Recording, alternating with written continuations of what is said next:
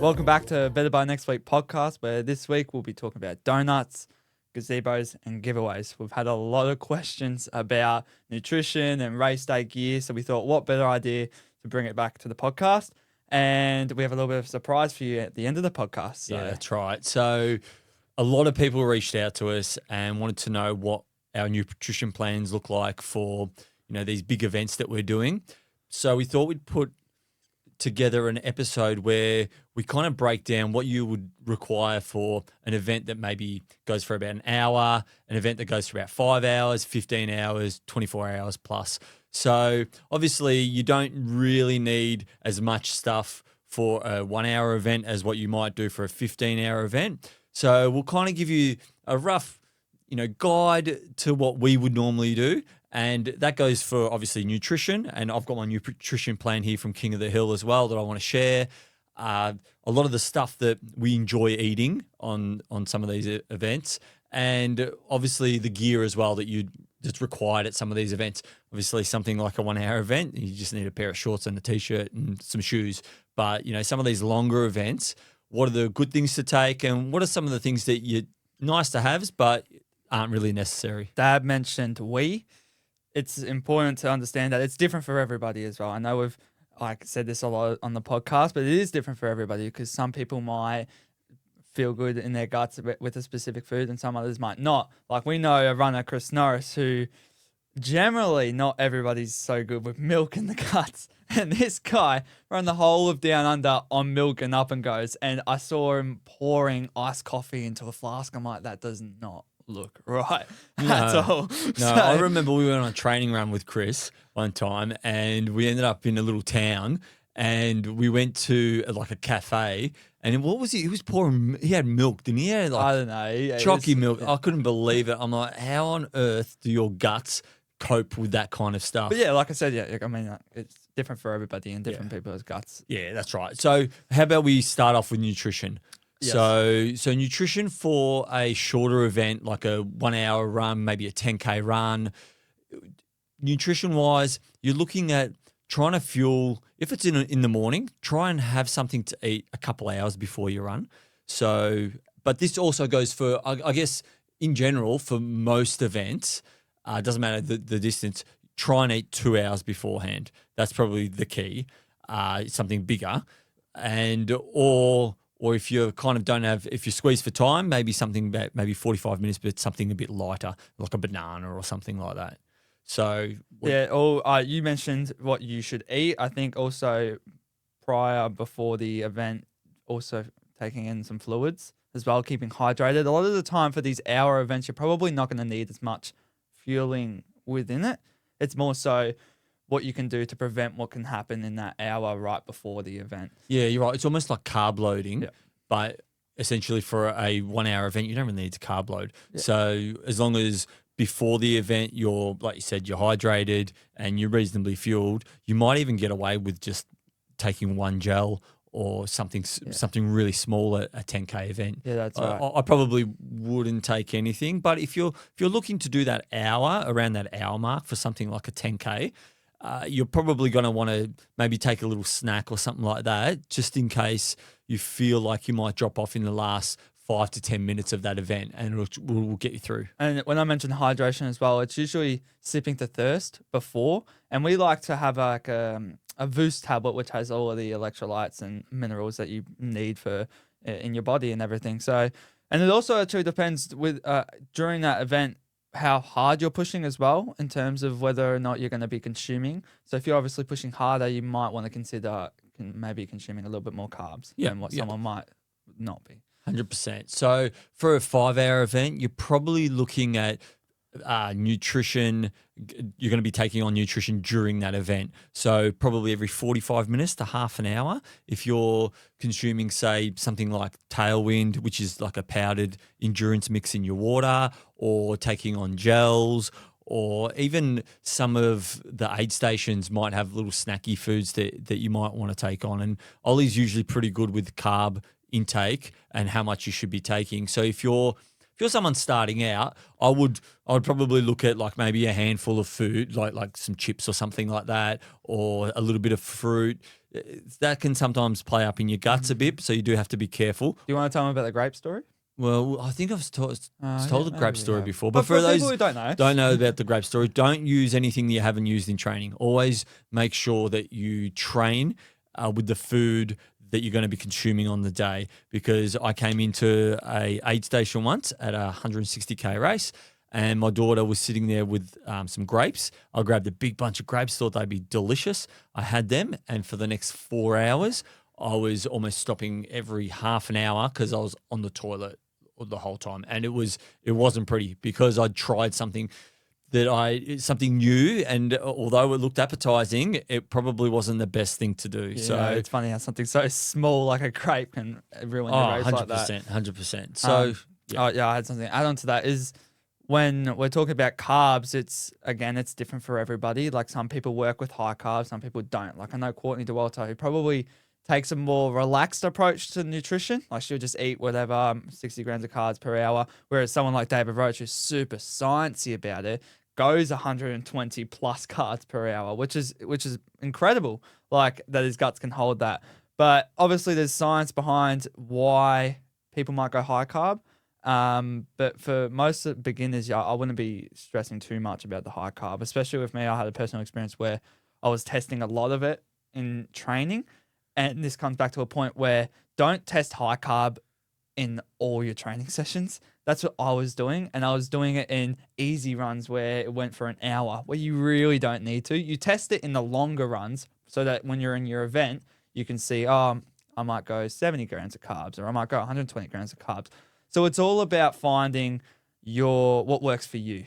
So yeah, I mean, it's each different individual. Yeah, each different individual might work off like I said before, like a lower and then higher. So yeah. So, but basically, a lot of it is to what you kind of feel like. Like, obviously, you're not going to fill yourself right up or anything like that. So, and then if we're looking at something that's around about that 15-hour mark, which some people are probably pushing a 100-kilometer race, maybe even a 75-kilometer race around that 15-hour mark, you're looking at.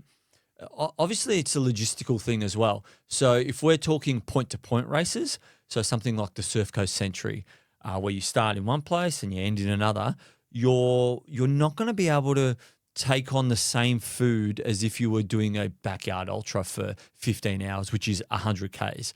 So you've got to look at what options you have. So you're going to have your crew might be following you around, or you might be self-supported. So when you're going into these aid stations, you need to have a look at what they have, because you might be 15, 20 Ks between aid stations. So you might be able to take a couple snakes with you, or you fill up on some powdered mix or something like that, like a tailwind. Hopefully not grapes. Hopefully not grapes. That's right. So yeah, with a point to point, it's a little bit trickier, but with a backyard ultra style event, obviously you've got it all there. You can bring the whole pantry there essentially, and you've got a whole pick of what you want. But that's not always the answer, because what I've found in backyard ultras and some other events is that when I've got a pick of a heap of food, I often don't know which one to pick. It's like flicking on Netflix, and then you look at all these shows and movies that you can watch, and you end up getting so drained trying to find the right one to watch that you end up just giving up and not even watching any. So it's the same thing can happen with the amount of food that you can bring to some of these events. So now, because obviously we're talking around about that 15-hour mark now, you've got that ability, especially the backyard ultra, to bring a heap of stuff. But like I said, going back to something like maybe 100 or 70K or even 50K runs, sometimes they can take, depending on the terrain, can take up to 15 hours. So you're looking at, again, every 45 minutes getting something in. And it would pay, even if you're a beginner, even pays to have a look at what you're taking in and how many carbs. Because I reckon for a rough estimate, I reckon most people would get away with 50 grams of carbs an hour. I reckon unless you're pushing those elite speeds and that, a lot Pushing more of the that. limits. Yeah, or your name is Chris Norris, who needs about 150 grams of carbs an hour. You'll get away with about 50 grams. And what that looks like is something like a powdered tailwind mix, or There's a lot of these mixes. there's a around lot as of well. different ones. And it depends on which one works for you. For me, over the last 15 years, I've always used tailwind. So two scoops of that is 50 grams of is carbs. 50 grams of carbs, and that goes in a 500 ml bottle. I keep it simple, and that's it. And I reckon that I could get through a 15-hour event solely on something like that. Maybe occasionally going through an aid station and having a couple bananas, or like not the one time, maybe just half a banana or something like that. Watermelon's also a good one. Those things go through you quickly. Nice quick boost of carbs. And towards the end of some of these events, the trick is sometimes you can get away with some Coke, some flat Coke, or a piece of chocky. But I'd recommend, if you can hold out on things like that, if you see that at an aid station and you're 10Ks into your 100-kilometer race, maybe just kind of resist that temptation, because they're a good thing towards the end of races, because Coke will boost you up quickly. It's got a bit of caffeine in it as well. And chocky tastes amazing, and then it'll get you through. But I have had times where it kind of can, disagree with the tummy a bit. But if you're only an hour out from finishing that event, it can sometimes boost you if you're having a bit of a mental low. I think Dad always says to me, just in the back of my mind when he's running with me in some of these events, is make sure to keep consuming at the end of these races. Because often you're like, oh, I'm so close, I'm finishing, I'm going to be there. And the next minute you're bonking and you're going to miss out on the finish line because you're not consuming, and you forget, oh, crap, I need a sip of my tailwind, or, oh, crap, I need to take that gel. Yeah. So, it's almost like making sure that you execute the plan right till the end. It's going 100%, going all in. Yeah, going all in. We sound like a broken record. With all in, yeah. But having a good plan is the key to all this, right? So obviously we've spoken about 15 hours. Now we're kind of looking at people that are going maybe, 100 kilometers plus 100 miles. So that's when a nutrition plan is super important. And you know how many people I've seen at backyard ultras that they turn up and they think that it's okay, I'm just going to put all this food on the table. I remember when our friend Joel won that MVP event, and I remember we're there with the barbecue and we're cooking away and stuff like that, and Drewy and his crew were there, and they're saying, oh, he's got people cooking for him and everything, and we were just cooking. Oh, yeah, we were just cooking dinner for ourselves. Joel had all his stuff there, but I remember sitting there and watching Drewy's crew come in, and I mean, Drewy was killing it for 24 hours. And I think it was a very, they haven't had much experience. That his crew, they didn't have that much experience. And I remember them turning up with two garbage bags, two shopping bags full of food, and just putting it on the table. That. And I looked and I'm like, oh man, what's he gonna do? So I think they had Red Bull. So he had so many options, and then I don't know whether that's why his race kind of fell away towards at that point or not. But if you've got the right energy intake during these events, then you're gonna continue to make good decisions. You're not gonna feel flat or anything like that. And I think that, like I said, a nutrition plan is critical. And we'll pop it up on the screen for everyone. But for anyone that's watching, I can show you. So my nutrition plan kind of looks something like this. Show it to all cameras. If you're I think we'll just do it on that one. Yeah, you're right. Right, that should be okay. But as you can see, that's obviously day 1. That was day 2, and that was day 3. And I'll run through some of this. Right, it's got more than just nutrition as well. So when we get into the gear part of it, I'll explain some of it as well. But with my actual plan, so this is obviously a whole race plan, but it gives the crew for these longer events something to work off. Now, something like this, highly recommended for... So the black writing as well is what the crew have done. It's not what you've done. Yeah, that's right. Yeah. So the black writing is what the crew have got notes and stuff like that. This is adjustments. Yeah. So essentially, this would be for a last man standing event or something like that, where your crew has has On the abil- hour, every hour. yeah, has the ability to see something like that.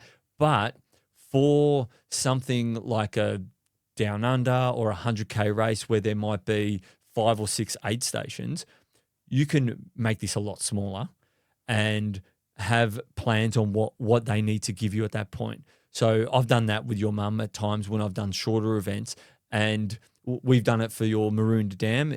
You said, Yeah, this is how it's going to go. I need just a bottle handoff each time it was, basically. I had all my gels in my T8 shorts, which holds a little bit of a pocket. And yeah, Dad was just a bottle handoff of water, I believe, and one tailwind bottle. yeah, that's right. So you tell your crew, so beforehand you plan it all out.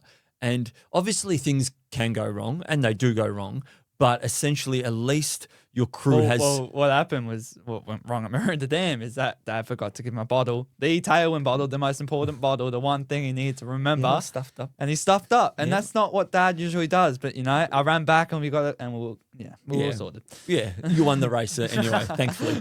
But yeah, so essentially that's what that plan looks like. And it like I'll read out what I've got here. So I've got obviously the time, my lap time required for that actual lap if I'm doing the last man standing event. Obviously, for a point-to-point event, you're probably looking at estimate for your crew so that they can get there in time. You know how many times I've seen crews not get to an aid station for their runner, and their runner is stranded essentially at that aid station, and they're left to whatever's at the aid station. And I think it's great that a lot of events obviously put on these aid stations with food and all that kind of stuff. But just remember, like we said earlier, it can be a bit tricky because if you're trying foods that you've not tried before, it can spell disaster. So, But also even, like, I remember a very long run where we had to be really cautious because I'm allergic to nuts. Yeah. And, like, there were chips right next to a bowl of nuts. I'm like, and luckily they were so generous, so nice. They actually opened another bag of chips because all I was craving was some salt chips. yeah, that's right. So be careful with that as Yeah, well. Because, If you do have, obviously if you're allergic to things, or obviously Ollie's anaphylactic to peanuts, so it's we need to be super careful. So essentially, So I'll get through this so that we and then we. So on my thing, so it's like the lap time required for me. I've got my notes for my crew, toilet breaks, 1s and 2s, so that obviously the crew can monitor what's going on. If it's a sleep lap or not, the food that I'll be consuming on that lap. You know what? I'll spin this around. This is probably better. I can kind of do it like that. Yeah. So the food that I'm consuming on that lap, the liquid required. So obviously, for me, it was like 1.25 scoops of tailwind plus a bit of food. And then it'll be a flask, whether I'm having some salt or not that lap, or some caffeine, and maybe an extra cup of water, or clothes, whether I want to have a change, whether I want to have a shower, whether I want to brush my teeth, what shoes I've changed into and out of. And it just gives a full rundown for the crew, and then they can also make notes and stuff like that, whether I was starting to struggle a bit, where I slept, how much sleep I've actually had. But in terms of the actual foods, I try and keep it simple. So my things are real rolling 24 hours if it's a 24-hour event, and there might be 12 different items, and then they kind of just roll through. So essentially that's what you're kind of looking at for nutrition plans. So if we want to talk about foods, let's talk about 4 or 5 things that you really enjoy, that you find work good on your guts, and then I'll share my kind of top 5. For me, it's the quick, easy, fast things that get down. So snack packs, which is like a custard, and they're actually really light on the palate and in your stomach. Not too sweet. Not too sweet. Dad was very surprised when I suggested them to him. And then baby foods. I love baby foods. It might sound weird to a lot of people who might not be involved within the running community, but baby foods are awesome. They taste amazing, and they're light on the guts too. Yeah. Some people don't like the texture, but but yeah, everyone suits for their. Yeah. So it's, I find some people I've recommended it to have gone, I can't handle the texture. Maybe. Yeah, they've got young kids, and that's probably why. Whereas you guys have grown out of it, and I can't remember what that texture tastes like. But yeah. Another one is I had Morton gels. Now, sometimes gels can be really sweet, and sensitive on teeth, I find that a lot of the time, and I don't know, I get like some nervy pain in my tooth after having a long time of tailwind and all these sweet foods. But I find gels like Morton is really easy for me just to get down quick and easy. Then for a meal, I like to have latina pasta. I think that's really good carbs. I used to have it when I was a really little kid, and I just absolutely love it now. And they're quick and easy as Yeah, well. Like like you heat up. a Latina pasta, you put it in some boiling water. You could even use one of those jet boils and then quickly boil it in there. And especially for on the go for your crew, if they're crewing you for something like a 50K or 100K and you want some quick carbs like that, a little jet boiler is tiny and it can be it's used awesome. quickly. It's absolutely awesome. Yeah. And my last one, I know it's not really a food, but I did discover it at GV, is vanilla Coke. Right, like I was coming in and craving vanilla Coke every single time. It's all I wanted, and I mean it's carbs and it gets the job done. But Yeah, so so essentially it's a lot of it's what tastes nice. Yeah.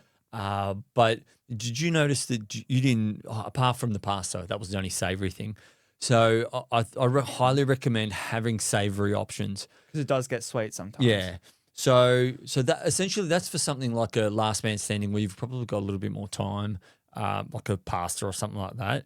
Because if you're trying to run a fast 50K, you're not going to be throwing pasta down. Are you? Well, if it's a point to point, I'll just purely off of tailwind, a carb mixture, or gels. And those gels, I'm not even tasting because you do this method where you just get it straight past the pellet down and then you consume What's the that? carb. What's the method that you use? It's cool. I don't know. David Roach calls it slurping. So, Right. And what is it that you do? you basically. I haven't tried it. No. It's really hard to explain. It's almost like you kind of just get it in your mouth and you kind of swallow it straight away, but it doesn't. It just goes straight past the palate in a way. Yeah. Well, gels are made of what they're made of. It's easy to do that. I do find though that some gels are harder than others. Like Morton is super simple. Like I feel like I can. Yeah. Well, swallow it Morton straight gels away. are made in such a way where I think they trick the stomach into thinking that it can go past into the intestines without doing anything in the stomach.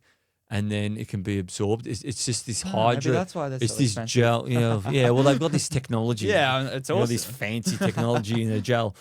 But for me, my 5 foods. So I'll give 3 for like a last man standing where you got a little bit more time, and I'll give 2 for when I do point to point events. So my 5 go to would be overnight oats. I forgot that. So we actually make our own overnight oats. We'll make like a batch of 10 of them. So it's essentially oats, chia, maple syrup, milk, and I like to put either sultanas in there or apple puree, and then you kind of leave them for 3 or 4 hours and let it soak up. And it doesn't have to be in the fridge as well. It can be in an esky. That's so good. Yeah, So I always put it in an esky, which is essentially a fridge. So not a fridge that's powered by power. It's just powered by ice.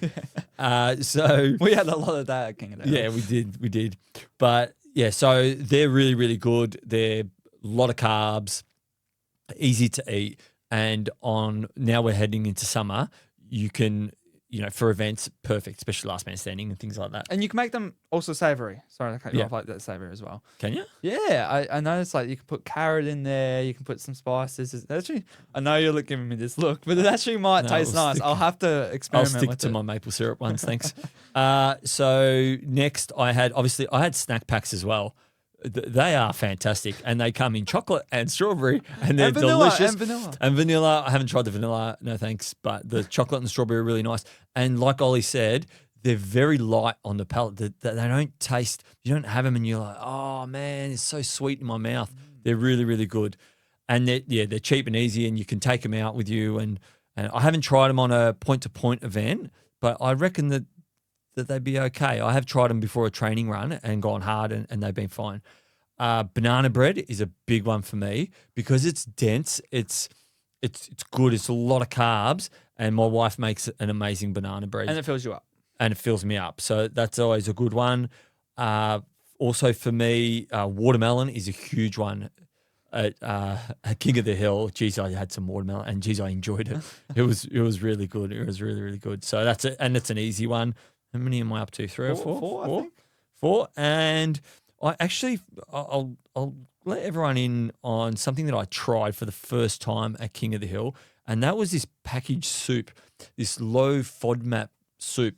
I don't have irritable issues in my tummy, but I thought, you know what, I'll try this soup that's low irritability because it's a FODMAP one, and it tasted great. It's probably the only soup that I've had that I've actually enjoyed that's out of a packet. Oh, okay. That's lucky you added that. No, out of because a Mum packet. would be upset. No, I out of a packet. It was really, really nice. So I thought that was pretty good. It was low FODMAP. It was like in the health aisle. But yeah, so they're the things I would use and would recommend for me that work the best. But probably obviously I use Tailwind and that's the backbone of my nutrition plan, because 1.25 scoops is about 30 to 40 grams of Tailwind a hour, which is fantastic for me. And then obviously the food is laid on top of that. And I recommend that doing something like that, because that way, if things go wrong, which they did, I got a bit of nausea at King of the Hill. And I think there's a question on this later on. So there is a question. Yeah, there is that. We'll keep people on their toes. All right. We'll answer that question later then. Yeah, but essentially that's what you're kind of looking at for. I know that we predominantly went fairly heavy for the longer events, but that's what you're kind of looking at. But if you're pushing for a 24-hour event where you don't have a main base, like it's a last man standing or anything like that, and it's like a 160K race or something like that, and you got to carry most of your stuff, a lot of these events have drop bags. So utilize those drop bags.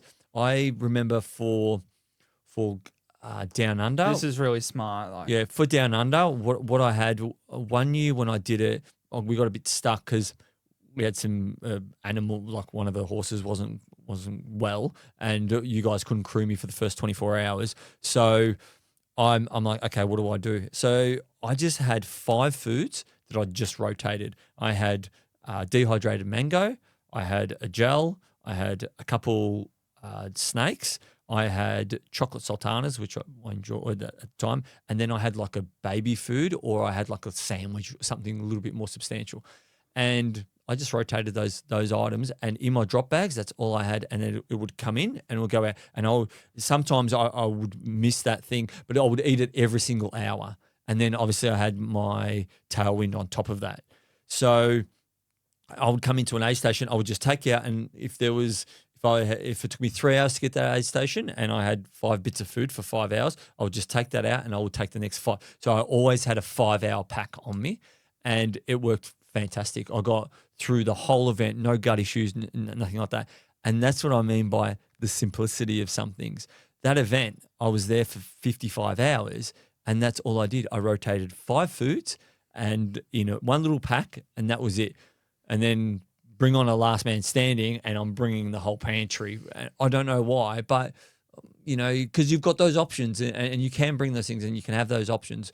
But another year at Down Under, because it's an out and back, what you did for us when we were able to crew for you was have really small out and back little packs of food and salt tablets and everything that you would need. Yeah. And it was so simple. It was like, I don't even know how many aid stations there. Say there were 8 out, right? You'd have 8 out bags, and we just give them to you. You put them in there, be on your merry way. Yeah. It was that simple, and same on the vice versa on the way back. Yeah, and you didn't have to overthink it either, because you just knew that I was going to hand you a pack, and everything is in there for the journey in between those 2 aid stations, and it was always planned for worst case scenario between those 2 aid stations. Last thing before we get into some gear, I just wanted to touch on options again, is because if you have too many options as well, you actually don't know what something, like we often talk about how bad it might be, but it can be good because it can turn out well. But if you have so many options, which one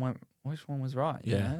You which one was right and which one was wrong? Yeah. What was the thing that went wrong? You might be excluding something that might be super nutritious and super good for you, and yet you don't you don't know whether it was that or something else. So then you have to throw everything out because you're not sure which one is the one that's working and which one's not. So kind of during training, try and train with a lot of these foods. And like I said, I had 5 things on rotation at Down Under. I lasted 55 hours, finished that race. So you don't need to overcomplicate it. I think I should take my own advice. Yeah, maybe you should. And also having a plan helps with that as well. Because I do see a lot of people, like other than Phil Gore, you and a lot of the elites have actual plans like what you just showed. It's so good. And it's also important to look after your crew because it's keeping them like at ease of what, oh my God, what's he going to need? And it doesn't like they're not guessing what you want. When you come in, it's like, no, he's having the gel. Yeah. He's having it in, out, and then. Yeah. Yeah, well, because essentially the longer you go, the more difficult it gets because your runner can potentially start saying, I don't want that. I don't feel like that. Which does happen. Which does happen. And you just turn around and say, well, no, well, you have to have this. But then here's the thing.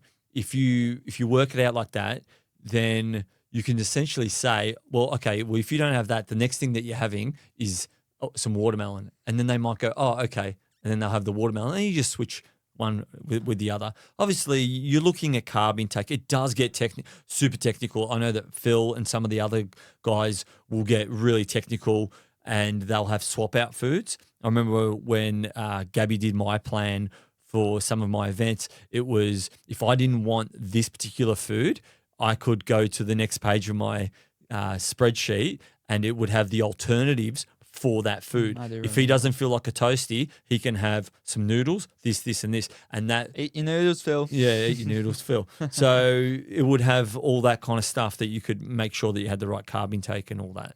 So I think we've covered nutrition pretty well. Hopefully. If you are not satisfied, send us through some questions. Yeah, send us through some questions. We're always happy to clarify anything. And obviously, yeah, we kept it simple with the 1 hour, the 5 hour, and the 15 hour to a certain degree anyway, because it is that simple. Nutrition should be pretty simple at those lesser events and things that you're doing. Quick promo before we get into our next segment. If you could like, share, comment. We always love hearing people comment. And the most important, 5-star rating. I find that if you give us a 5-star rating, it helps other people. It gives an authenticity around our podcast and helps other people find out. Yeah, that's right. And the followers is a big one as well on Spotify. Only 36% of the people that listen to this podcast actually follow the podcast. So if you could follow, that would be awesome. It gives us a lot of options when we reach out to brands because we got a really cool surprise at the end of the show. And when you hear it, I reckon you'll click the follow button. So maybe click it now. You're getting fancy with your little percentages. I might have to do some research as well. Well, I looked up the percentages. Follow. All right, yeah. Oh, don't get so aggressive. Jeez. We'll get back to. All right, well, let's get back to gear. Yeah. I think with gear, it's a huge one. You can bring absolutely everything to a backyard ultra. And we actually tow a horse float with all the crap that I want to bring. But do you really need it? Or is it an actual added stress? But we'll get to that one, the answer to that question. But essentially for a 1 hour run, you just need shorts, a t-shirt and some shoes, essentially. So gear-wise, you don't need too much. You know, you say shoes, but also check what the terrain might be, what the race rules might be, because I know with some shoes they're actually illegal in some like marathons. Like if there's too much stack, like I didn't think of that. I'm not too sure on that because I'm not like a marathon runner, but I think it's like 40 mil. Yeah, something like that. If it's above that, then it's carbon plate. I don't think that you're gonna get, if you're a beginner, you're gonna get pulled up for wearing a race shoe. No, it's more for elites. Yeah, it is. At the elite end of the scale, and I reckon that they would know what shoes that they can and can't wear. So that's. But yeah, getting back, like reading the website page of what's to come, whether that be, you know, big wet areas where you know that your feet get really weather and all that kind of stuff. I mean, for a 1 hour event, you're not going to really be able to change too much. No. I wouldn't say that you're going to need a spare pair of shoes or anything like that. As long as you got shorts, throw in a gel just in case. I'm sure you could probably get a small 300 ml flask of water if that's something that if you find yourself that you get thirsty or you're a super heavy sweater and it's a warm day. I reckon even on a hot day, you might even want something to drink halfway through, say it's a 10K or an hour event. Well, a flask is an awesome piece of equipment because it's so small you could just hold it in your hand and it's nothing. Yeah. Also, getting shorts with pockets in them.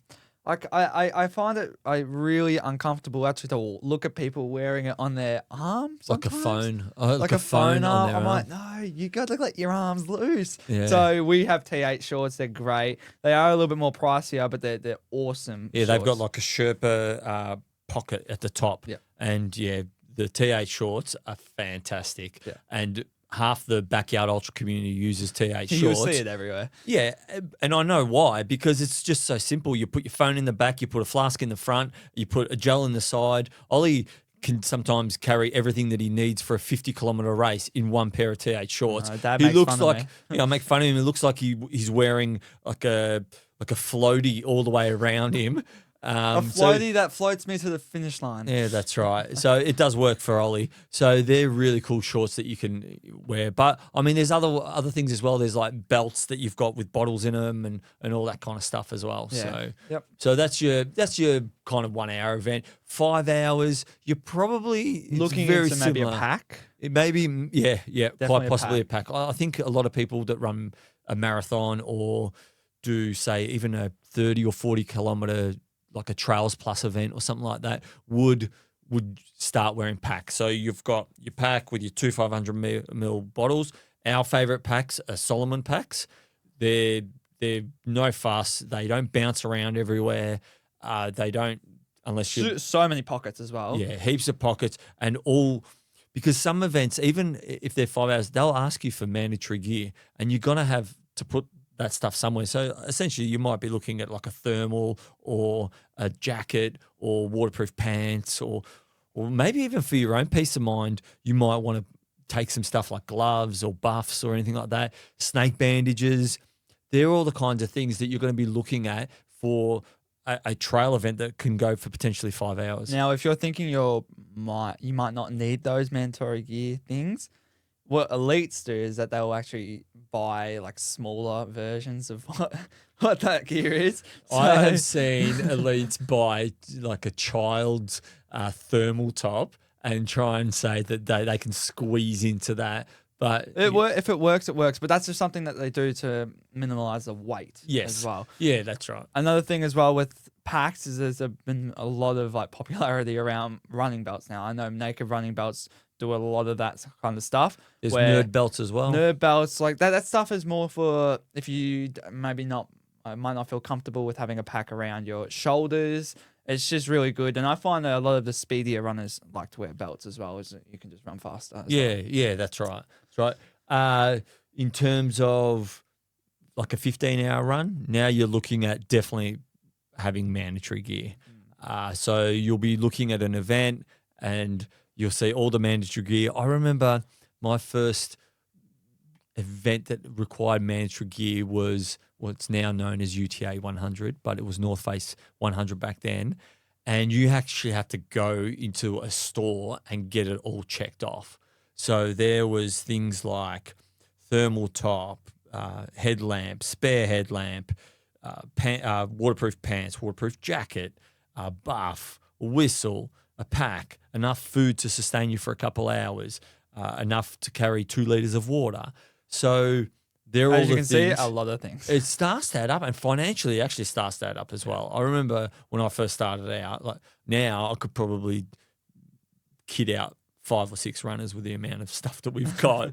But I mean, you accumulate this stuff over a 15-year period of time. But Well, I mean, if you have been noticing with the tops that we've been wearing, we have been trying to switch it up each episode. yeah, But we're running out of tops soon. So I guess if you have any tops that you'd like featured on the podcast, send them over because we need send them some more over. tops. We'll wear them. I've actually got the Costa Cozzy event one that I actually had made up, and the Costa Cozzy guys, whilst we're recording this, are actually running at the moment. So good luck to exciting. everyone running Costa Cozzy. But this was in 2018. What happened then? They cancelled the event. I was absolutely shattered. I trained my ass off. I My remember first hearing attempt it. at Coast to Cozzy, I'm like, I cannot wait.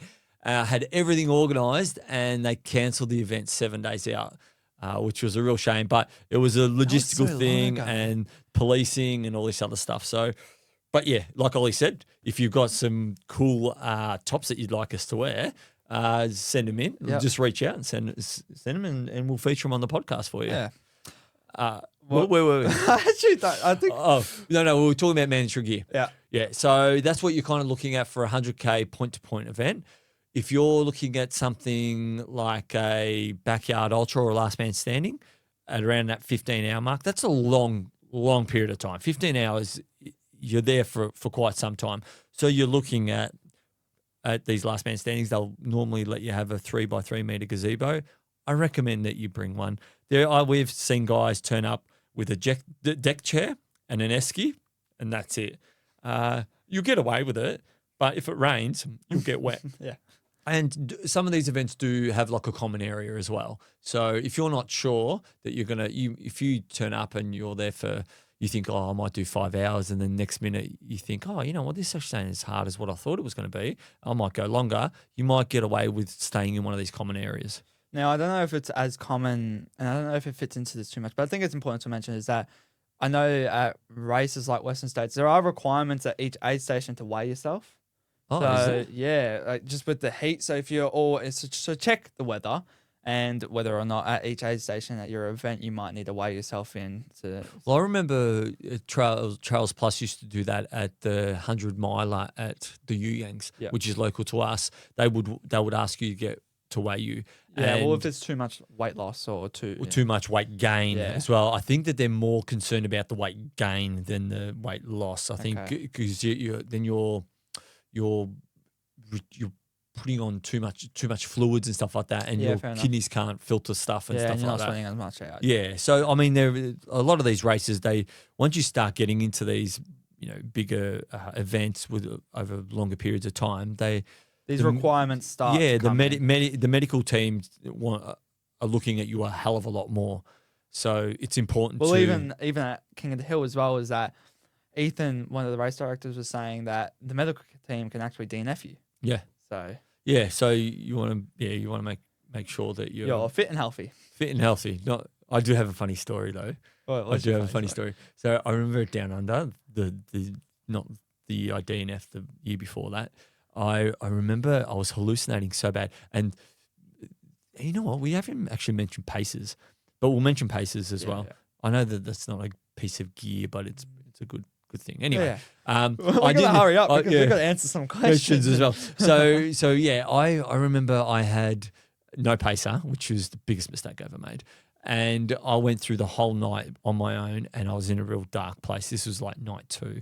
I was in a real dark place, and I was seeing things everywhere. I was hallucinating like crazy. And I remember coming into the aid station and thinking, I don't want to get DNF'd. I don't want them to pull me out of the race. So what I said to myself, I knew that the only people that actually did exist were you and your mum and your sister.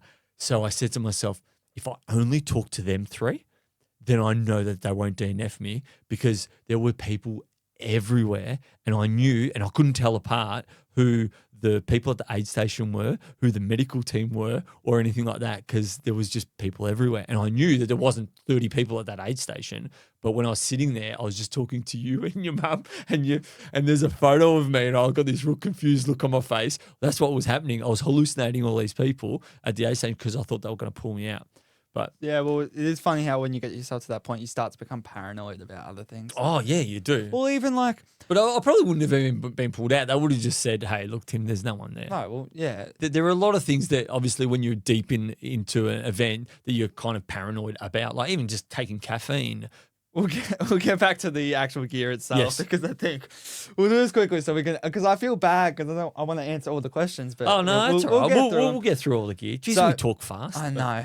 All right, we'll go through the rundown of what we maybe might bring with the horse float and what that includes. Because people might look at ourselves and go, oh yeah. So last man standing. Often I'll turn up and people are looking at all this stuff that we're bringing over and they're thinking, oh my god, mate, why have you brought all this stuff? And often it's because we go for days and it's like a camping trip essentially. So you try and bring as much stuff as you can and you want your crew to also be comfortable. So you're looking at a bare minimum, you're looking at a 3x3 meter gazebo. Make sure you've got walls as well. At King of the Hill, we actually had an internal mozzie tent thing as well. That saved the day, didn't it? That was fantastic. Have a mat, have a floor mat. That's fantastic. I had a blower. Everyone was using the blower because obviously you create a bit of a mess and you blow things out. You know what? Actually, I'll put the little video up whilst we're now talking about it of our setup and what our tent setup looked like. You did a real cool review on it on our with a reel, and I think that shows a lot of the stuff that we've got in there. We've got like a heater for nighttime. We've got tables. We've got a bed. We've got a nice layback chair. They're all the things that are really. I think that they're almost non-negotiable things if you can bring them, because obviously if you're flying interstate, it's a little bit trickier. There's a thing as well that we had never had before, but Brendan Lee, he gave us Brendan Lee Gretsch, he gave us a Blue Eddy, which is like an incredible piece of equipment. It's a charging box, so it's got like a big battery in there, and it's got an inverter, so it's 240 volt inverter in there. It was amazing. Like I just felt like I could charge everything, and it actually lasts a very long time. We might put up a video of that on the socials. And that was they were awesome. That thing was awesome. It's like this big charging box, because you do need to charge Dad's watches. Like I was doing editing on the laptop, schoolwork, phones. A lot of things can be used on that. So that's probably a really cool bit of kit as well. That was a Blue Eddy. Yeah, it was a Blue Eddy one that those guys lent us, which was fantastic. You're looking at Eskies. What I did, if you've got a chest freezer at home and the event's not too far away, I actually got 20-litre buckets and I froze the water about a week out, and then I just put them in those Eskies, and we had like a big black tub, and I just put this big giant ice block in the middle with water, and then everything, all my shirts would go in there. Little bits of ice around. Little bit of ice would go around. Everything, every time I came in, was all iced and all nice and cold, and got my temperature, core temps down. I actually want to ask you, is it feel bad when you get it on at first? Like, it does. Okay. It's like having a cold shower. Yeah. It's actually not that pleasant, but you go out and the sun hits you, and So essentially, that's for hot events. I would recommend that kind of stuff. But shoe rack organizers. You're looking at. I've got like a med box that's super well organized. It's got your tapes and all that kind of stuff. That flexible tape that's in there, that's fantastic. We had a question about that the other week. That's super important. Plenty of pairs of shoes, because you don't know what's going to happen. At King of the Hill, I was changing my shoes almost every lap, changing my socks, just to get some respite from the pouring rain. And if you're someone if your feet get wet, they get really then I highly recommend plenty of pairs of socks, plenty of pairs of shoes. Have you mentioned a bed? A what? A bed? Yes. Yeah, I mentioned the bed. The bed's a super duper good idea as well at these longer events, not at point to points. All this stuff that we're mentioning now, you don't bring out your horse float to bring 20 litre to the Yu Yang's 160 kilometre race, because Brett's not going to let you put a 3x3 metre gazebo. You've got to essentially. Events like that go maybe for 24 hours, you're staying up the whole time. Yep. So you've got to make sure that your crew can make you comfortable with a nice chair or something like that, blankets and stuff, and they're comfortable. But they're not last man standing events. Yeah. Before we get into our surprise, we haven't picked the person who's won the prize for our quote of the week name segment yet. Yeah, we're letting them a lot more of these roll through. So if you're listening to this, we still haven't named the segment, but we'd love to hear what you think the segment should be called. Do you want me to go first with my quote? I really like my quote. So it's from Unknown, but I did see it on a post, and I've seen it a few times. It's kind of gone through, but it's the voice in your head that says you can't do this is a liar. And it's so true, because the moment you say to yourself, I can't do this, you're pretty much putting it out there that you can't. But how often have you proven to yourself that you can? Yeah, I love it. So you think about you're sitting there and saying to yourself, oh, I can't do this. I can't do this event.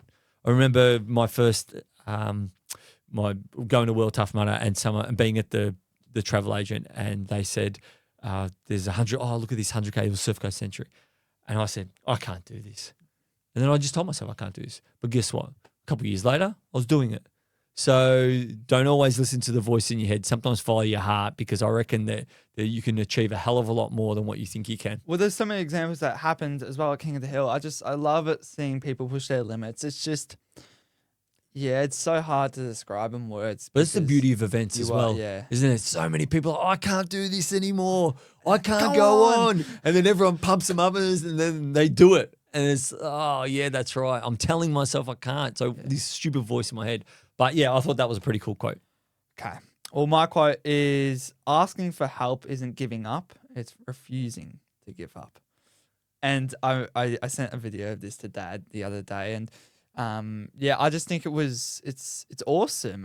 It reflects how, and we had a conversation in the car this morning, actually, how we reframes it. Yeah, well, we probably don't ask for help. Like, I'm terrible. Pretty bad at that. And I love it because it's so true, because it might be framed as, oh, I need help. And that's like, oh, so you're going to give up. It's a weakness. But no, it's, I need help because I want this desired outcome. And I think it's incredible. Yeah, I think that I don't ask for help often enough, and I end up actually being, it's funny because I end up being disappointed and frustrated that something's not working out, and yet I could just ask for help and I might actually get the desired outcome if I just ask for help. But it's funny how we frame that as a weakness when it isn't. It's almost empowering. Yeah, it is. I really, when you sent me that little reel yesterday, I'm like, yeah, this is me. This is like, even at King of the Hill, it's all I had to do. And the option was there. Ross was on the hill. He turned around, do you need help? And all I had to say is, yes, I need help. And it might have changed my event. But at the end of the day, they're things that you got to learn, and you got to understand that, yeah, ask for help. The way this reel put it was a question. It's like, what's the bravest thing you can do? And it was asking for help. Yeah. Because it is so brave. Because it's hard in our modern society because everyone thinks it's a weakness. Yeah, that's right. But essentially, it's just you just don't want to give up on your hopes and dreams. Yeah. That's cool. All right, let's get into our little surprise. So what we have coming up. Not little. I don't think it's little. Yeah. So we have got the best episode coming up in a few weeks' time. I'm so pumped. So we've got some amazing guests coming on board we're going to go back to back guests, but then we have a awesome episode called the All New Review, and Ollie and I have managed to get a few epic brand partners on board. And what essentially we're going to be doing is Ollie and I are going to be doing an event that we've never done before, which is the Last Legend, which is a Trails Plus event. And we're going to do that event because obviously we've never done it before. It's the All New Review. And this Last Legend event is running 2.5 kilometers every hour, I think, with diminishing time. It starts with an hour. 30 minutes. 30 minutes, actually. Sorry, I'm too busy in the backyard ultra. 30 minutes, and it diminishes over time and it gets quicker. Yeah, that's right. And what we're going to do, we're going to use gear that we've never used before, nutrition that we've never used before, and tech that we've never used before. So that's awesome for us because we've got these brands on board, but we've got brands like Lululemon. Woo! They've jumped on board. Maple Roo have jumped on board as well to do all our nutrition. Tarkin have jumped on board and sent us some Tarkin Giants that we're going to be trying out for that event. And not only that, these brand partners have all decided that it would be awesome if we had a giveaway to our listeners as well. So one lucky listener is going to be getting a new pair of Tarkin Giants.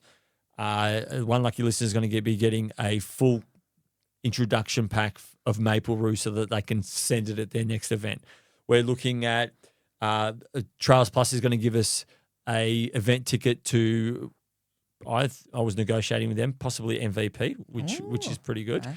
And we also have a heap of other brands that we're in negotiations with to get even more gear, and it's all going to be given away to our listeners. You forgot to mention as well, Rallo footwear.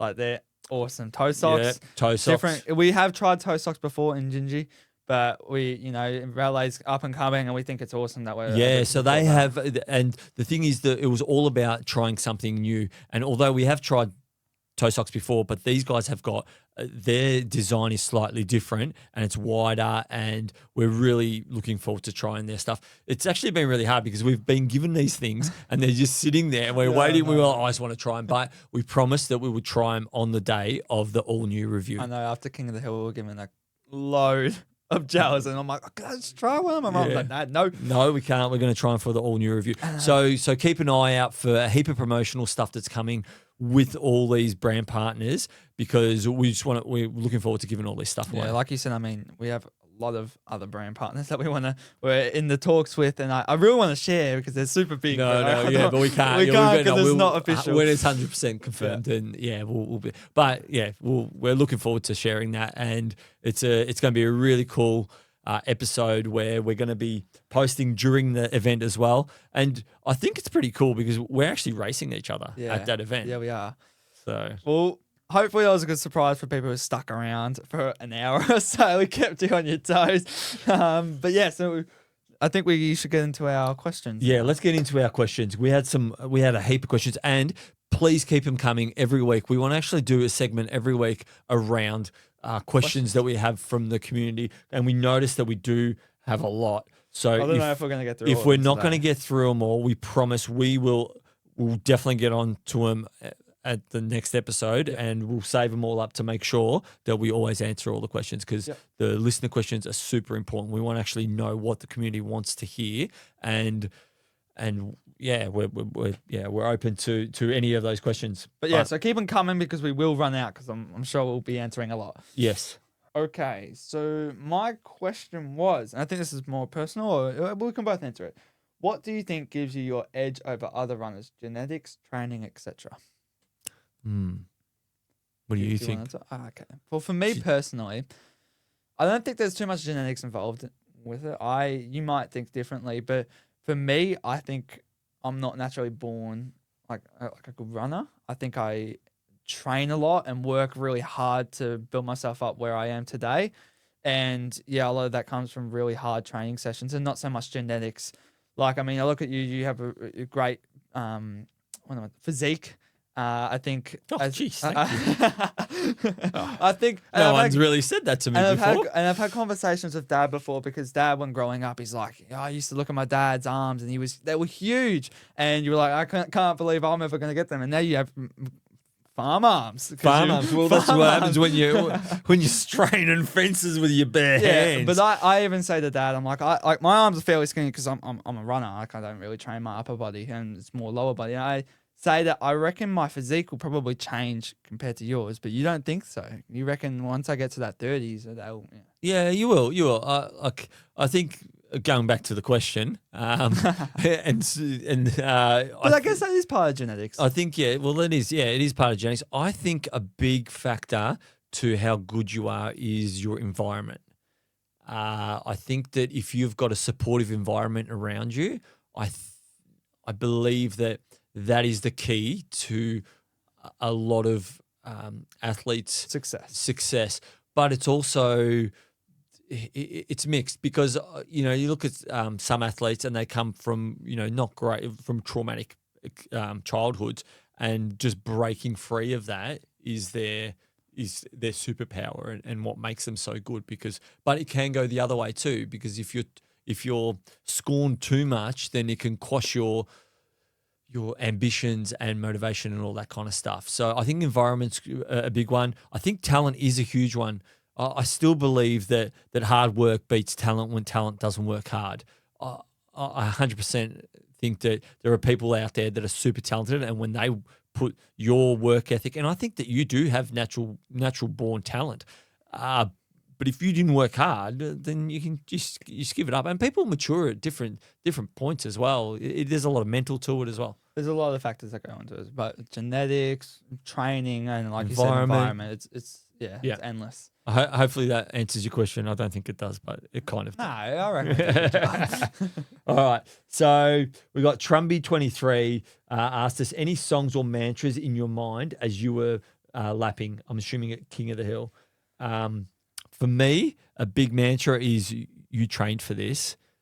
You're built for this. So when it gets hard for me and I'm really feeling it, that's a big one. There was no songs at King of the Hill, so I had to use that mantra, and I use that a lot at events like Down Under when it gets really tough and you're digging deep and you've been out there for days. You're essentially saying you're built for this. You've trained for this. You're built for this, and those mantras are good and they work really well when you've got a little bit of experience as well, that you've known that you've done something like this before. So it's very easy to do that, but you need just to trust your body and trust yourself. I think that's really important with a mantra. You've also told us that your mantra was going into that was helping others. Yes. Yeah. Helping others is another one that'll get you really, really far. Okay, so I'll get into the next question. When training to get quicker, how does BYU, so Backyard Ultra, fit into that training? Just raw dog the Backyard Ultra. I didn't just raw dog the Backyard Ultra. I'm assuming talking about me with Shepparton. I did a lot of speed work going into that. And that was, so my main priority was trying to get the 5K time down, and Shepparton Backyard Ultra was just on the end of that. But I did have 2 weeks probably specific work towards that Backyard Ultra. But I guess knowing that you have the endurance in the legs before competing in that event, like I know I can run 34 hours, right? And we often shape it as any training is good training for a Backyard Ultra. It's no specific training. There's no slow or there's no. You can combine a whole bunch of methods. I think it's mental too. So I think it's how you. It's not essentially. Yes, obviously training helps, and you need endurance in the legs, but that speed work really helped you to get through as far as you did. So it allowed you to get more sleep, but it's how you frame it in your head. If you turn up to a race and say, I'm going to crush this event, then that's half the battle won. Yes, physically you need to be strong, but I think the how you frame it mentally is what is the key for a Backyard Ultra. So the training helps, but all training helps.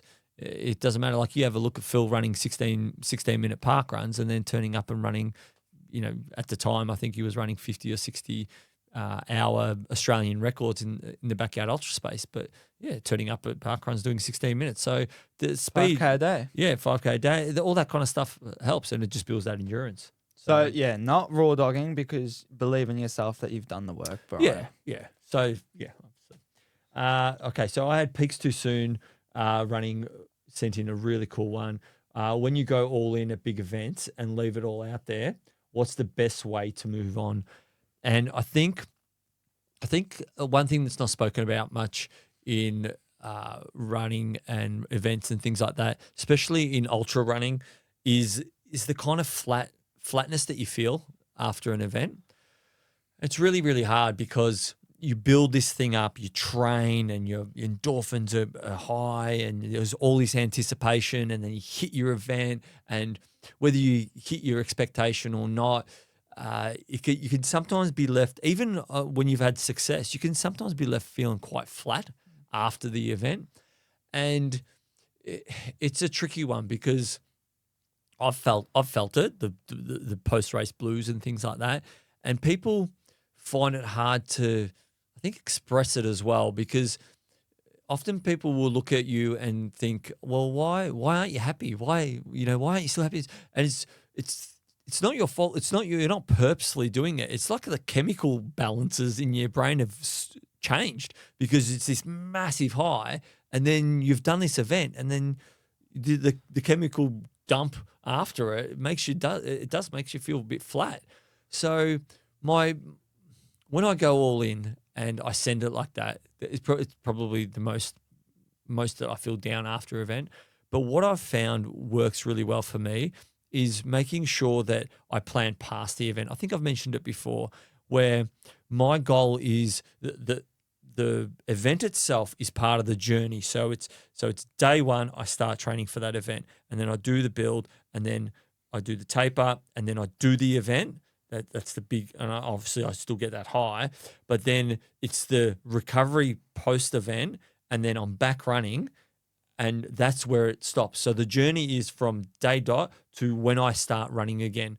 And yes, there is a bit of a peak there for the event, but I'm still working on getting past it. So I'm kind of distracted for those 2-3 weeks post the event because I'm trying to get my nutrition right. I'm doing this, I'm doing all those things, and you don't feel that the blues of the post race blues as much. So that's probably the only way that I can kind of describe I would do it. You covered that really well, but the only other thing I would mention is, so you obviously covered the success side of it.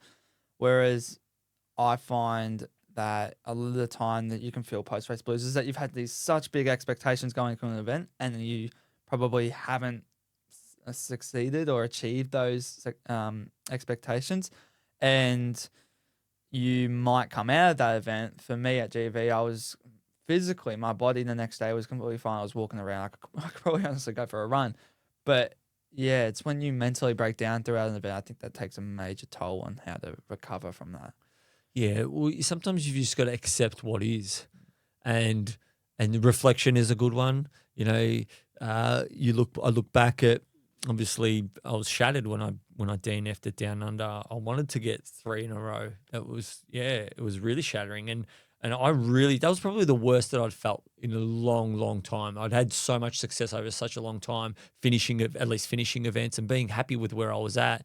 But that one, yeah, I felt really, really flat.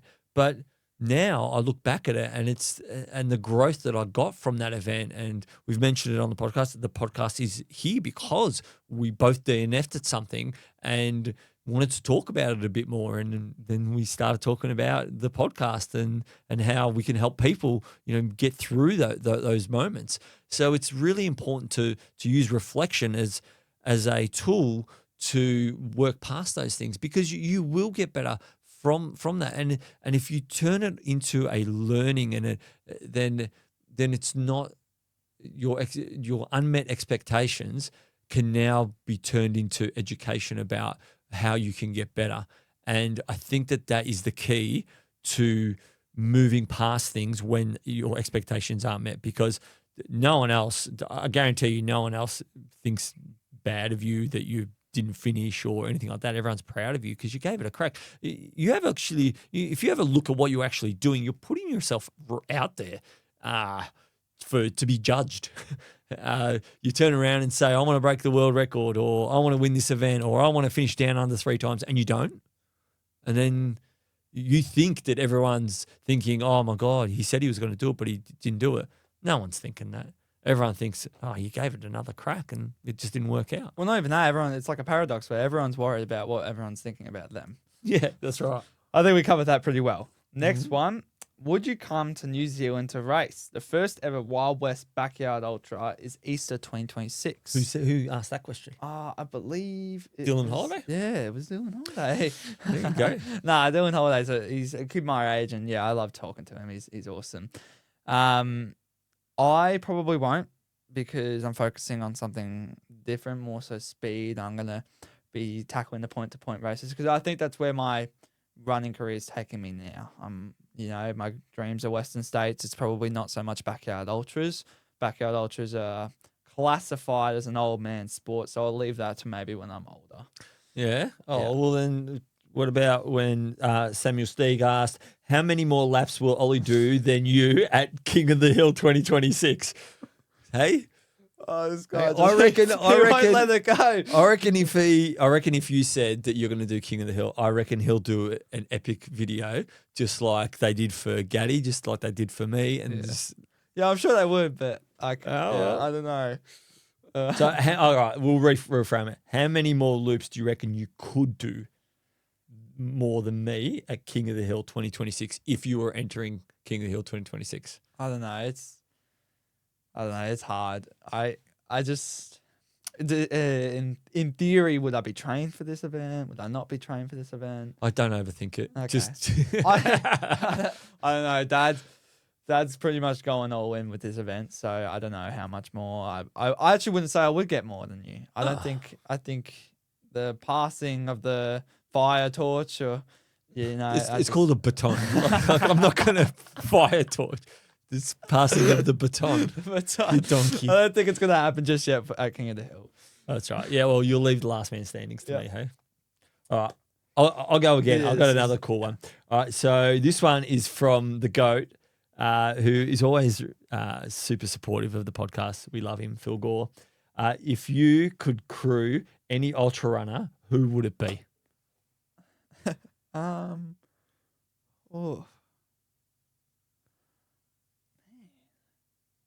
I don't know. Do you have one? Yeah, well, I've already crewed Phil, so I Yeah. can't say Phil, so I've already crewed him. So, Yeah. but if I was to crew anyone, I would like to see the best in the world. So, someone like Killian would be incredible. Crewing someone like that, seeing how he operates through aid stations, seeing what he does, not only just crewing him in terms of, oh, here you go, I'm going to hand you this and hand you that. I want to actually see what he eats, how he eats, what his calculations are for things. Like we mentioned earlier, I want to see his plan. Could you imagine how epic that would be if he turned around and said, well, I need this, this, this, and this. So you'd get a real good understanding of what his little tactics are and what he uses. Yeah, well, I'm going to take a similar approach. I'd like to crew Jim Walmsley in that sense of, learning from this great and taking away so many things and, actually being involved with it, not just, like you said, handing something off. It's actually being involved within the actual crewing aspect of it. There's a massive learning to have when you're doing something like that. Watching Gemma and Phil what they did at Biggs when Joel and I got to crew them, Phil for a few hours so Gemma could sleep. Yeah, that just seeing how methodical he was and how he had everything organised, that I learned so much from that, and I took away a hell of a lot. So yeah, I think it's not like I'm going on holidays just to crew someone. I want to learn. I want to soak in as much as I can from that person, because me wanting to race myself, it would make me a better athlete. Next one, Phil also had another question. If you could have anyone crew you, who would it be? Yeah, so the flip side of that. Yeah. I want to go first. Okay. So I obviously love you and Mum and Mish crewing me. Yeah, we already crew you. So this is a question of if you could have anyone else. I'm just giving you a little bit of credit for your crewing duties. But no, I'd love to see Gemma crew me. I just think what she does with Phil is incredible. And I see a little bit of tough love in that relationship with the crewing, and I don't mind like the tough love from you and Mum. You've mentioned it. Well, you've mentioned that tough love that motivates you a bit. Yeah. So Gemma is very good like that. The same as when I remember at No Time to Die when Phil was standing there and he was like, nah, keep going, nah, keep going. Well, they're both a bit like that, and I think that that you kind of need that. Yeah. Essentially, I need to be told what to do. You do tend to like that. So for me, to crew me, I really don't know. I probably want like a elite athlete to crew me, because I think that like you've said with me, I like when someone else is giving me advice that possibly knows more than me. So often when things are falling apart, we've reached out to Gabby or something like that, and I feel at ease when that happens. Well, you get expert advice. Yeah, when I get expert advice. I love when you crew me, because there's something about you and our relationship that motivates me. Your mum's like, she just looks at me and I know exactly what she means, and she kind of gets, when I need something, she'll say something to me, or she'll be there for me, not because she feels sorry for me. It's like her empathy takes takes the pain away without feeling sorry for me and going, oh, now I can quit. So there's just something about it. So I think, and then, I got like mates like Joel. Joel went and did 60 hours at Bigs for me, and he's methodical, and he's got this approach that's like, no, it's got to be like this, and this. And often I do need that because I do stray, I overthink, and then I come back, and then he just puts me back to bed. No, you've got to do this. No, Tim, this is not a problem. So it's I suppose a mix of those three in one person would be great. I think that's impossible, but yeah, I think that. So hopefully it feels okay with that answer. Yes, so, a mix of three people. Yeah, that's right. Nice. All right. So next question I've got is from Ski Great, which is an interesting one. How do you stop falling over? I've done trail runs and backyard ultras and fallen in both. Is there a trick? So we weren't too sure about this. Was it actually physically falling over, or you maybe just stumbling as in like a failure? And we're going to answer both, I think. Yes. How about I answer the actual falling? Okay. So staying on your feet is super important, all right, obviously. But obviously focusing on what you're doing. If you are having issues where you're tripping up over things and that kind of stuff, I often find that when I roll my ankle when I'm training or anything like that, or I take a tumble, it's when my mind wanders a little bit too much. So that's probably if you are doing that and you are similar to me, that's what tends to happen to me. And I mean, it hurts rolling an ankle or falling over or whatever it may be. It's just a lack of concentration. So obviously, when you get deeper in events, it gets a bit trickier. But try and focus on what you're doing. And saying that as well is when you're also maybe going down technical trails or just going down trails in general, getting into a flow state, I find really helps me. You pick your little line and you just get into a little bit of a flow state and you just breeze on down. I know that's easier said than done, but I don't know. I've been in a flow state and rolled ankles, but it does, yeah. But that is one way, obviously. Ollie thinks flow state. I think just try and focus as much as you can. But yeah. In terms of failing, I think telling yourself that it comes back to the mantras. Like I think that they help in that moment by building yourself up. It's like, no, I built for this. Like those are all things that play a role in helping you not fail. Yeah. I think failing, I don't think you were meant to answer this, but I think failing it's really individual. So failing can mean your expectations are too high. When you started out, you had massive expectations in some events, and I had to really rein it back because I knew that you'd have the blues right after it because you're like, oh, why am I not world champion? Like, you're 14. You need to go through that process. That's right. And it's not that and if you're someone that's guiding someone that's young, you need to guide them in such a way where you don't quash their ambition and their dreams, but you don't let them fall too hard. So I always, guided you in such a way where you had big expectations and big dreams, but I said to you that you need to go through these steps. You need to learn all these things so that failure is, so you don't think that it's failure because it's all learning. First attempt in learning, fail. Is that what it is? Yep. Well, there you go. Did you just make that up? No, I'm not that smart. No, I just hear it all the time. It is. It's first attempt in learning, and that's right. So if you're failing, that means that you're lucky in a sense because there's so many things going on that you can learn from, and that's what you got to do. Like the universe will always put the exact same problem in front of you until you find a way to overcome it. Yep. So the same problems are going to keep coming up. And if they keep coming up and the same things are coming up, well, that means that you're not accepting that you're doing it wrong and you need to change your approach. If you're constantly getting the same gut issues, well, you're going to have to maybe go get some nutritional advice or change the products that you're using. If you keep getting blisters in the same spot, guess what? Maybe change your footwear or tape it up or something like that. Don't keep banging your head up against the same wall, essentially. Okay. Next question. Yo. Next for Ollie. Would like to see you two doing some mountain. Yeah, that was from ultras. T-Bomber. Yeah. Yep. So what's next for Ollie? What is next for Ollie? I've got no idea. Well, you do have an idea in some sense, but no, from right now. We've got Last Legend.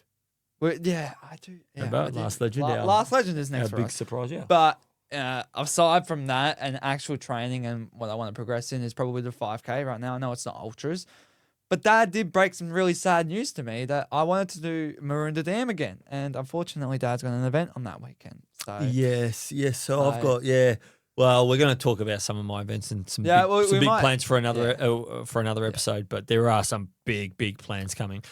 But Just as big as the all new review, but this is bigger. No, it's not bigger. I But there's hopefully going to be. I think it's bigger. Oh, it's pretty. Yeah, it's pretty big. But we'll talk about that on another episode. So I was gonna do the 50K, but I'm not gonna do that anymore. But that was leading into my 100K that I'm hopefully doing in July next year, the Yanks. Yes. So yeah. So I'm super excited to see how you go there. I have really high expectations. So don't have them too high, but you just enjoy it. Yeah. For me, the next thing that's coming up that's 100% guaranteed is the Last Legend in about a month's time. So I'm really looking forward to going up against Ollie in that one, and I reckon this is going to be an awesome event. I reckon it's going to be so much fun racing each other. I feel like my training is a little bit more suited. Like I feel like I'm going to call it. I'm going to call it. I reckon I'm going to beat Dad because you've just come off King of the Hill, like you're recovering. You know, I got 4 weeks. I got 4 weeks, mate. We'll see. We'll see. So Amy asked us, what's your goal for King of the Hill 2026? So I'll be up front. I think my goal last time was 100 hours. I think that I would be silly to not have the same goal. I've definitely learnt a lot from that event. I know that physically I had it. I could have kept on going, but I didn't. I think I didn't execute the race like I would have liked. I didn't trust my body enough. I could have gone faster and could have got a hell of a lot more sleep, but I was too busy trying to hold back, thinking that my body might not make it as far as what it did. And essentially that cost me sleep, and it cost me probably 4 or 5 hours to get to that next morning and continue going. So that was a big one for me. I think that there's nothing wrong with having high expectations. I know those guys ran 90 hours, and for me to say that I can run 100 is ridiculous. But that 100-hour mark at that event is definitely doable. Next question is first 100K race, top tips. Yeah, so that's from Waters Phillip, 436. So my big tip for anyone doing their first 100K race, and it's something that Brendan Davies said to me when I was doing my first 100-mile race, and when he was coaching me, and he said, go slow, and then when you feel comfortable going slow, go a little bit slower. And it's all about making sure that you've got enough in the tank to get through that event. Because if you go out at what you consider something comfortable, which is like your easy run, that's too fast. Because especially someone starting out, 100 kilometers is a really long way. And what you'll find is that you'll get to 50, 60, and if you've gone out too hard, then you're essentially walking most of the back end of that race. And you don't want to be doing that. Obviously, having some walking breaks will help. And I think that taking the advice that we gave at the start of the podcast with nutrition and having a plan around gear and stuff like that for your crew, I think take a lot of that advice, because it'll get you a lot further. Make sure you're fueling right, you're constantly fueling, and keeping it slow, I suppose. What advice would you give, Al? I would probably give make sure you're fueling. Yeah.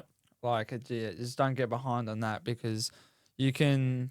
Well, actually, maybe more so hydrating, because you can come back from a race from under fueling, but you can't from under hydrating. So make sure you're hydrating, fueling, all that stuff. Yeah, this sounds like it might be coming up. This 100K race might be coming up soon. So if it is in warm weather, look after yourself. Make sure you're getting plenty of fluids on board early, and even pre-hydrating a few days out, making sure that you got plenty of hydration. Same on board. goes with carb loading. Yeah, same goes with carb loading. So that's really important as well for anyone in general, but definitely your first 100K race.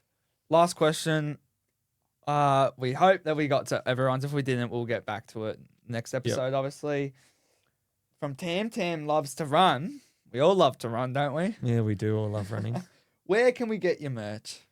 Yeah, I don't know. We've got a heap of hats, and I haven't figured out how to throw them on the website to sell just yet. People have reached out to us, and we have sent them some hats they've just paid us. So yeah, until I kind of set up an online store, it's just me and Ollie running the podcast, So, all the it's 2 minutes socials, show. all the website, the blog, the newsletter, everything. So please be patient with us. We will set up a store with some merch. We definitely want to get that going, and we're going to get some more shirts made up. We didn't know how popular they were going to be. We didn't know whether people would want them. Yeah. And now we found that everyone does want the stuff. So we're super excited. Thankfully. Yeah, thankfully. So we are super excited to get all the merch and stuff on board. So please be patient with us. But the best way as well right now is we're going through DMs through Instagram. Yeah. So just DM us. Better by next week. Tim Yeah. Endurance, don't message my account Yeah. because I'm not really. I'll be like, Dad, how do I message? You know, it's just message that's a me dad. and we can organise some merch if you really like some. Yep. So yeah, I guess how about we bring this one across the finish line? I think that's a great idea. And finish up. We didn't realise it was going to go as long as it has, but there's so much to cover. We've always We got just so much waffle on. Well, we don't waffle. We on. waffle. No, you waffle on. I definitely don't Okay, waffle I'll on. get into my Better by Next Week challenge first. Okay, let's hear it. So this one might be a challenging one for you because it is challenging for a lot of people. But my Better by Next Week challenge for you this week is when you get up in the morning, bring the energy, bring the positivity. Like, crack a joke, do whatever you can to make the house laugh. All right, Fill with joy because it's almost at the start of the day. It's a very I'm pretty good in the mornings, though. I am a morning person. Yeah, sometimes. Sometimes I am. I will have a joke for you every single morning. Yeah, okay. Guaranteed. All right. I'll look forward to I'm that. going to bring the energy. I'm going to bring more energy You than should I wear can. a mic and then we'll do like a little a video of each joke. All right, 100%. We'll Yeah. do that. How Yeah. about that Okay. on our results for a bit of Yeah. next week All challenge? right. We'll do that. That's going to be funny as I can't wait to do that. All right, so mine's a little bit more somber than what your joke a day is, but my challenge is called the Hard Conversation Run.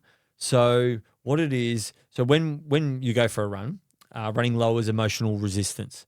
So it's the perfect time for truth about yourself, truth about what you've been doing, and things like that. And there's a lot of things that we tend to avoid in daily life. So during a run, what I want you to do is think about one thing that you've been avoiding, whether it be a conversation, a truth, a decision, an apology or a boundary or anything like that. And when the run finishes, you've got 24 hours to take action towards it. So essentially what you're doing, it might be send someone a message, make a call, apologize to someone, but take action on the one thing that you've thought about during that run. And yeah, it's a real personal thing, but obviously during the run, it does. A running lowers that emotional resistance.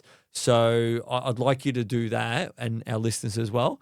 And you might find that you reflect and you'll be quite happy that you let something go and apologize to someone or took action on something that you've been procrastinating over. So it doesn't necessarily have to be that you've got to go and apologize to someone for something, but it may very well be something like that. But it might just be something that you haven't started or anything like that. And you go, you know what? This is going to be the moment. So have a think about that on a longer run that's easy. I find the easier runs are the better ones to do. It's a little on. bit more emotional, a bit more polar opposite. That's right. compared Yeah, to well, mine. like I tend to, when I go on runs, I get quite philosophical, kind of think about things. And often you come home and you've got a different perspective on something that's going on in your life. Well, I reckon we wrap it up there. Yeah, I reckon we wrap that up. I reckon that's a really long podcast. But please, feel Probably free our to. longest as well in a while. Yeah, one of our longer ones in a while. So please feel free to message us any questions that you might have if we haven't covered something in this episode or something that you'd like us to cover in the future. And really enjoy your runs this week. And I hope you enjoyed the podcast and got something out of it. Catch you later. Catch ya.